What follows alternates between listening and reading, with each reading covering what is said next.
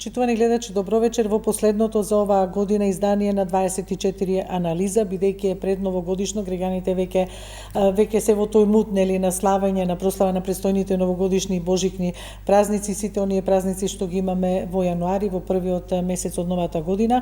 Па вечерва во емисијата во вечерашната емисија нема да ја посветиме на политиката или на економијата како што обично знаеме, или на општествени теми, туку донесуваме две интересни животни приказни кои што може би некому ќе значат мотив како да напредува во животот и што се може од своите вештини и знаења да употреби за да стекне и меѓународно реноме.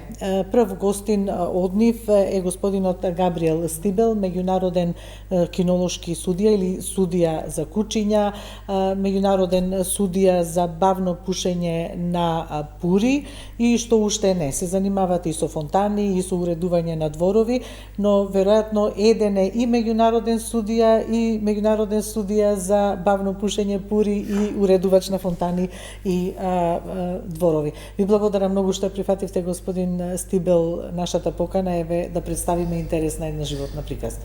Ви благодарам и вас на поканата и се надевам дека еве ќе имаат интересна сторија ќе чујат гледачите од нас. Така. Како се појави љубовта за кучињата? Прво со тоа ќе почнам. Па љубовта уште од најрано детство, уште од 6-7 години, кога живеевме во Влаје, значи имавме куче кое денеска ќе биде признаено наскоро и се вика Паничар. Се вика Паничар и уште од тогаш имавме такво куче во нашиот двор, како што имало порано стотици години наназад се чувале тие кученца, такво беше и моето куче прво, Паничар, кој имав 6-7 години. И уште од тоа време, значи, се појави љубовта кон кучињата. Потоа веќе на 19-20 години почнав да одгледувам германски овчари. Значи, бевме на една свадба во Рума, тогаш уште беше Југославија, и 87 година и тамо видов, значи, убави германски овчари изложбени и така се заљубив во германските овчари и се почна фактички од расата германски овчари. Така, вие едно време сте чувале германски овчари, бидејќи читав нешто, нели, за вашата животна. Имам одгледувачница. Приказна ви има и на Википедија. Да, имам одгледувачница. Сега е неактивна, Пиколо Парти се вика одгледувачницата. Значи бев долгогодишен одгледувач, меѓутоа некои услови што ги имав во тоа време не беа баш соодветни со стилот на животот што го живеев и нормално дека прекинав и се посветив повеќе на судењето, откако станав, значи, судија. И толку години сте насекаде низ светските меридијани, најмногу во Јужна Америка, во поранешните советски републики.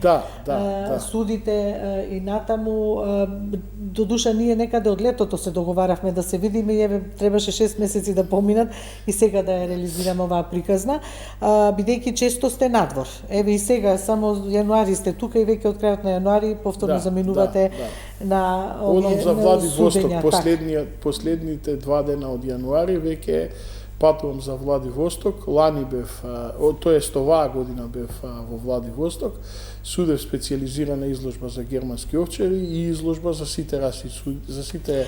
Вие сте еден од меѓународните суди, има и други, all round, како се вика, за сите раси. Сега сме веќе повеќе во Македонија, бевме 5, сега сме околу 10-11 all round суди во Македонија, а инаку секоја држава, например, еве Србија, можам да кажам, има 700-800 суди.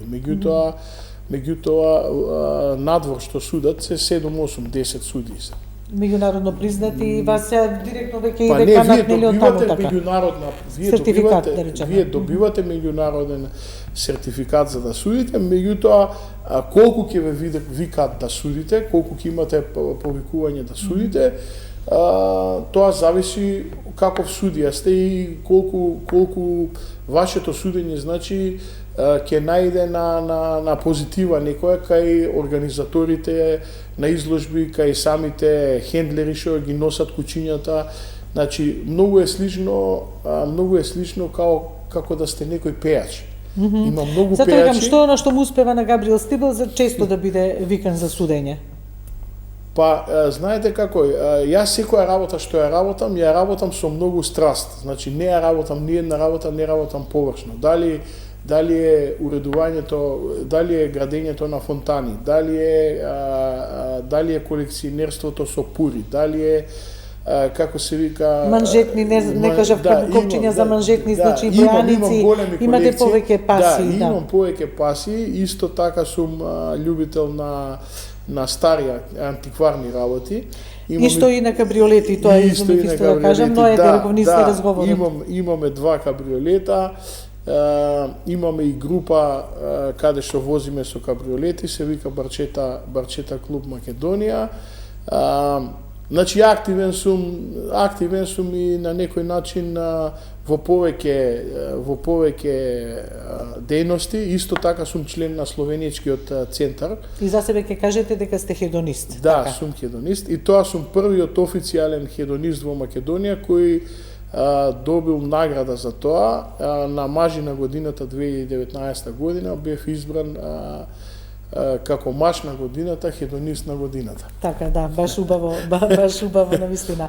Застанавме некаде кај нели кучињата, вашата пасија нели за судење, како ви успева да бидете често викани надвор? Рековте дека многу страст вложувате во сето тоа. Знаете како, за тоа се потребни и знаења. Значи, постојано треба да се надградувате. Јас сум и официјално водител на родовна книга во Кинолошкиот сојуз на Република Македонија. Јас сум бил и генерален секретар на Кинолошкиот сојуз на Република Македонија, член сум на стручниот совет долги години. Кинолошкиот сојуз на Република Македонија е една сериозна организација која веќе постои од 53 година и која активно работи на сочувување на расната кинологија во Македонија. Исто така која раса во Македонија е века најчиста, да речеме? Не може да се изразиме, сите раси кои имаат педигре, да не кажам дека се 99% и 100% чисти, некои раси се 100% чисти, бидејќи ДНА се вади за нив, е обавезна, као што е случајот со германскиот овчар, но можам да кажам дека шарпланинецот е признат 39-та година, значи тоа се речи си 80 години, за 3 години ќе бидат 80 години од признавање на шарпланинецот, тој го делиме со Република Србија, а караманот очекуваме да биде признат оваа година, да биде признаен као раса, бидејќи тоа е проект кој 20 години работиме на него, и нов проект е паничарот. Паничарот веќе 4-5 години се работи, веќе имаме 4-та изложба ќе ни биде оваа година, прогласена за државна, имало до сега може 15 на изложби, но официјално имало 4. Значи работиме на 2 раси, за која еднава очекуваме да биде признаена најскоро што може, дури на првиот состанок на бордот на FCI, на Светската кинолошка федерација, треба да биде признат караманот, очекуваме значи тоа да биде оваа година, а за паничарот веќе имаме истапкано пат како што работевме за караманот, сега почнуваме да работиме за паничарот. Тоа е голема благодарност до браќата Костовски, еве ги поздравувам, значи Владко и Маријан Костовски, кои се на некој начин татковци на расата караман, а сега веќе и на расата паничар. Нормално дека подпомогнати од Кинолошкиот сојуз, бидејќи постои клуб и за паничар и за караман, подпомогнати од Кинолошкиот сојуз на Република Македонија, заедно со председателот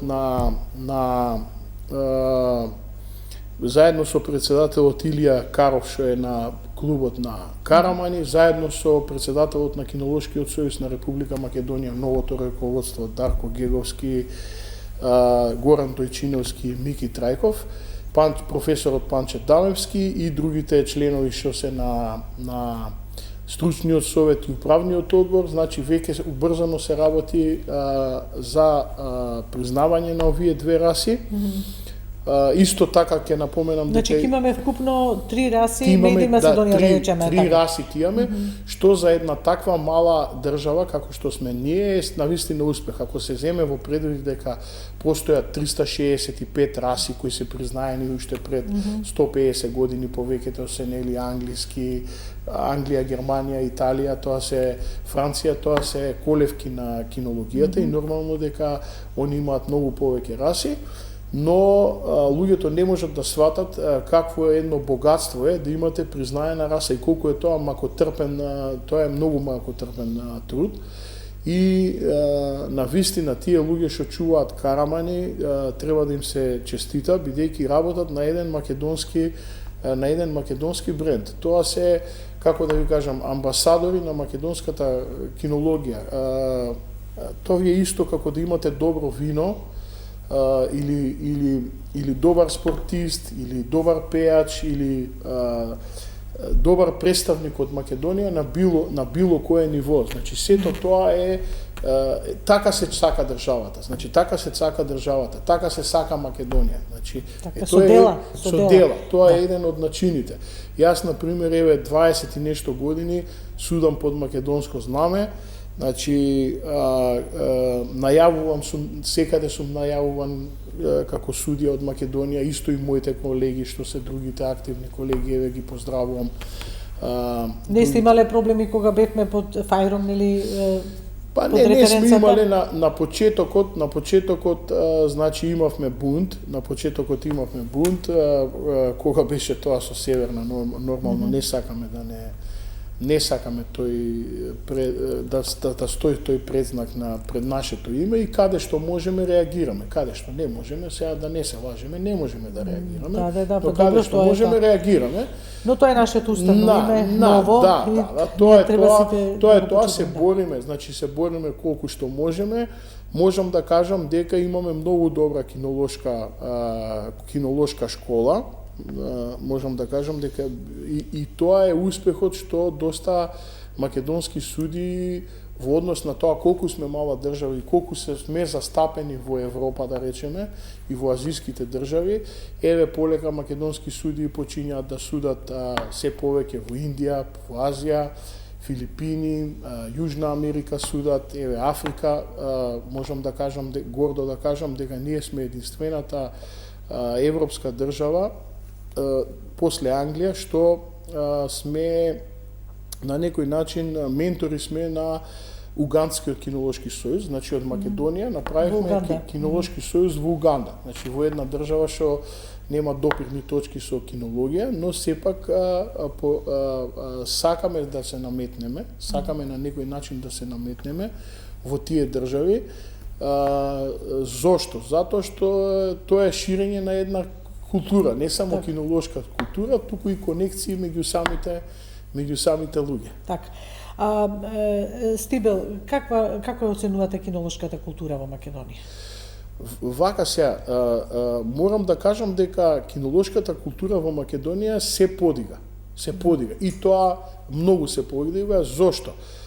Затоа што се повеќе и повеќе осудуваме насилство врз животните. Тоа е добро, значи добиваме некоја свест и треба да помагаме без разлика. За овие животни кучиња што се слободни пуштени, без разлика. Затоа велам. Веднаш ќе ви кажам, тој човек. Што се случува со тој? Веднаш ќе ви кажам, тој кинолог или тој кинолошки судија што не сака улични кучиња, тој не сака ни расни кучиња. Да се разбереме, тоа може некој само да го одглуми, не може тоа да дојде од срце. Ја ги сакам сите кучиња.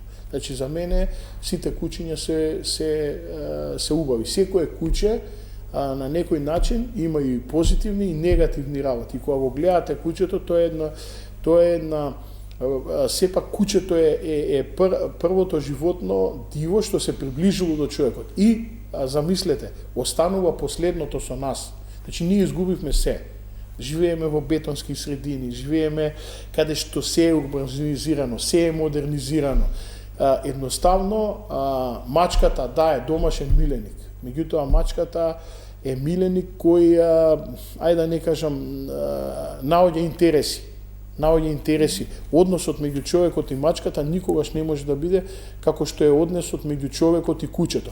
Кучето е последната карика која не поврзува со дивата природа од каде што сме ние дојдени. И ние потекнуваме, нели имаме некое древно потекло. Тоа е тоа. Стибел, рековте дека со многу страст го работите овој дел. Сакам уште да ве прашам, што е она што е причина за често да ве покануваат како судија? Знаете сега, што судите вие? Дали повеќе судите, дали кои параметри ги земате за да нели пресудите како се наоѓа некој куче во која кондиција? Јас сум имал среќа што сум ја одбрал расата германски овчар, што ми се допаднала. И сум имал среќа кога во мојата младост, така да кажам, кога сум имал 19-20 години, јас сум стажирал доста пати кај германски судии и сум идел доста на изложби каде што специализирани само за германски овчари, а таа школа кај германските овчари е многу понадпредна од останатата кинолошка школа, што да речеме другите што ја учеле другите суди, еве ќе кажам бившата југословенска школа. Не дека таа е лоша, меѓутоа германската школа е многу понапредна.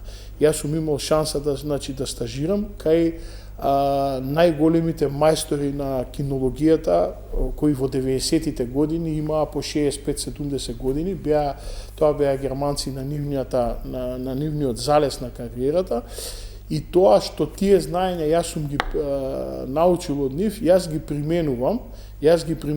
Сега, што е реткост? Реткост е да сте специјалиста за германски овчар и да сте all-round судија, да имате се положено. Обично во Германија специјалистите за германски овчари судат само германски овчари, значи не судат ништо друго. Не судат други. Тоа е дури кај нив и срамота. Да се судат други раси, бидејќи кај нив е тоа. Бидејќи ова се смета како најфаворит раса. Се смета раса над расите. Сега што е? Од друга страна, ние сме многу малку, ако земете од, да речеме, Љубљана до Атина, ние сме двајца или тројца луѓе, што можеме да одсудиме специјалка за германски овчари, но можеме да ги одсудиме успешно и сите други раси на кучиња. Бидејќи, верувајте, ако вие познавате анатомијата на германскиот овчар и знаете да судите германски овчари, кај вас е многу лесно, за вас е многу лесно да можете да ги судите успешно и другите раси на кучиња. Сега, тука се работи за бои, има специфични раси, да се разбереме 365 раси се, вие не можете да ги знаете сите раси, но нормално е дека кога ве повикуваат да судите, ви даваат листа кои раси треба да ги судите. И нормално дека вие ќе се спремите добро за тие раси. Најчесто има многу трикови скриени кои во стандардите на расите не ги пишува, а самите одгледувачи ги бараат. Еве да речеме за руската раса, руски борзој хрт. Има многу тајни што не се пишани во самиот стандард, но вие кои ќе ги судите, тие што се одгледувачи по начинот на судење, ќе видат дали вие ја познавате добро расата или не ја познавате. Тоа е тоа. Исто да напоменам, еве за љубителите само на кинологијата, да не заборавиме дека на 31 како ќе дојде сега 31 во Борис Трајковски имаме меѓународна изложба, тоа е во јануар, потоа во март имаме во Прилеп изложби и имаме изложби во Гевгелија во мај. Така. Стибел, имате и богата колекција на антиквитети, како што кажавте, на бројаници, на копчиња, на манжетни изработувате и тоа. Од каде е таа пасија? Дали имало некој во вашето семејство, инаку словенечко потекло имате, дури велите и дури и фамилиарен грб имате, така? Да, имаме фамилиарен грб. Нашето семејство е едно старо семејство кое потекнува уште од пределите на реката Рона и тие се доселиле пред стотици години во Словенија. Иначе дедо ми е дојден во Македонија 1935 година, а тетка ми е родена 36-та. Значи првиот Стивел што е роден во Македонија, оваа година славиме 90 години од првиот Стивел што е роден во Македонија. И по тој повод, значи, ќе имаме и една, ќе организираме и една додела на еден медал, еден орден на сите наши пријатели, на фамилијата кои овдека ни помогнале во Македонија, сме живееле со нив, ќе доделиме и на институции, но имате тоа формирано ќе здружение за уште македонско-словенечко нели пријателство. Има за што да се зборува со нас. Има за што да се зборува. А иначе околу антиквитетите татко ми беше голем љубител на тоа. Имам значи и од него некои работи. Останати имам исто фамилиарни работи, стари останати, но исто така и се дружам, и се дружам со такви луѓе, па често пати разменуваме, купуваме, се договараме и така. Ако сето е тоа убаво, сакав околу оваа пасија за кабриолетите. Велите во она што го најдов нели за вас како текст од ваши претходни интервјуа на Википедија исто, дека најдолго е Јадранската магистрала што сте ја поминале со кабриолет, или сум во грешка можеби со вашата сопруга заедно. Планирате ли некое долго патување со кабриолет и кога планирате да го извадите на улиците иако е сед зима? Планираме. Обично кабрио сезоната почнува во крај на март, почеток на април. Почнува кабрио сезоната и таа трае негдека до ноември. Од прилика до ноември, зависно од деновите. Иначе ние сме направиле неколку подолги тури. Оваа тура беше од Скопје до Трст и возевме 3 коли. Значи бевме 3 коли што возевме 14 на дена, посетивме многу градови, во некои од тие градови спиевме, значи во некои градови ги поминавме покрај море, наоѓате убава плажа, се бањате, па продолжувате во други градови. Како што знаете, кој бил, значи и кој гледал, Јадранската магистрала е навистина прекрасна за возење со кабриолет, бидејќи е непосредно до самото море и гледате, значи прекрасни пејзажи гледате и навистина возењето на кабриолет на едни такви подолги стази навистина е интересно, авантуристички е, убаво е, да. Дали планирате некој исто така подолго патување? Планираме, ние сме ја возели и цела Албанија, 2 пати имаме возено цела Албанија, Македонија еве да кажам дека речиси сите места сме ги виделе. Во Македонија, значи, обично се собираме 7-8 коли, 10 коли некојаш возиме. Зборувам сега само за Барчети, а предходно, значи, бевме во еден клуб каде што бевме и по 30 коли, меѓутоа свативме една работа дека ако сакате да направите добра тура, не можете да се договорите со 30-40 луѓе. Најдобро е неколку коли е најдобро, неколку автомобили е најдобро, подобро може да се договорат луѓето и нормално дека тоа е спрема... Еве колкава бројка се љубителите на барчетите во Македонија, може ли да ни кажете или на кабрио во... Тоа е ретко возило, многу интересно возило е. Тоа е возило од која година датира еве вашата? Ние имаме една што е 95-та од првите модели, значи, и една имаме 98-та. Имаме две, една е на мојот син, една е моја и на жена ми. И моите пријатели, значи, поблиски имаат, значи, ние сме, да речеме, едно друштво од 7-8 коли, што имаме такви коли, а јас, колку што вака знам, има околу 26-7 во Македонија, од кои, да речеме, 25 се во возна состојба и така, највеќе што сме успеале да се собереме, сме 10-12 коли сме успеале да се собереме и да возиме заедно, ама тоа било низ Македонија.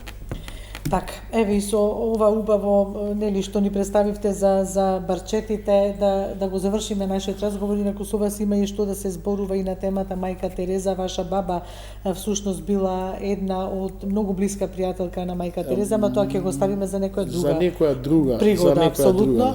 Не за овој момент, но е чисто да заинтригираме, јавноста така. Од кај мојата баба, значи, семејството е староскопско семејство и но за тоа е снимен и филм. Има филм, се вика "Ништо не е случајно".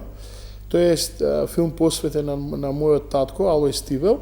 И таму во тој филм значи е опишана таа конекција, но тоа некој друг. Во некоја друга прилика, ништо не е случајно што велат и да ништо се не е врата случајно. повторно Так. на барчетите, животот е едно бескрајно патување. Благодарам што еве половина час возиме низ вашата нели приказна, низ И до вас така, голема благодарност. програмата на телевизија 24. Да, голема благодарност и до вас како телевизија што наоѓате ете време и да кажам не само за политика и за некои нормални теми животни, за успеси на луѓето, дека со ништата некош треба и да се потрудиме да ги реализираме, не Так. само да стојат во нас. Ви благодарам многу уште еднаш Габриел Стибел, до некое следно гостување, а сега одиме со мала пауза за реклами, па продолжуваме со втората животна приказна.